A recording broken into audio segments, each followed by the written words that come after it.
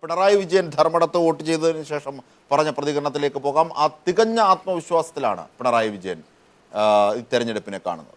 പിണറായി വിജയൻ നവകേരളം കെട്ടിപ്പടുക്കാൻ ഇവിടെ ഇന്ന് നിലവിലുള്ള സംവിധാനത്തിന് മാറ്റം വേണം എന്ന് ജനങ്ങളാകെ ആഗ്രഹിക്കുകയാണ്. കേരളത്തിൽ ഈ തെരഞ്ഞെടുപ്പിൽ സംഭവിക്കാൻ പോകുന്നത് UDF വലിയ തോതിൽ നിഷ്കാസനം ചെയ്യപ്പെടും.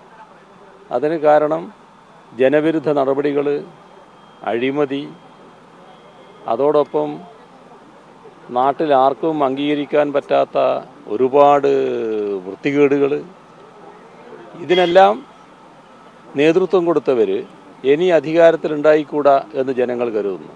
അതോടൊപ്പം കേരളത്തിൻ്റെ മതനിരപേക്ഷത വളരെ പ്രധാനമായാണ് കാണുന്നത്.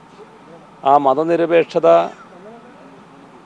സംരക്ഷിക്കേണ്ടതിന് പകരം മതനിരപേക്ഷതയ്ക്ക് പോറലേൽപ്പിക്കാനുള്ള നടപടികൾ UDF ഗവൺമെൻറ് സ്വീകരിച്ചു എന്നതും ജനങ്ങൾ ഗൗരവമായി തന്നെ കാണുകയാണ്.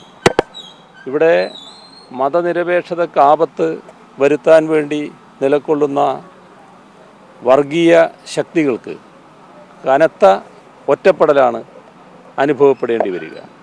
അതോടൊപ്പം UDF വലിയ തകർച്ചയിലേക്കും നീങ്ങും.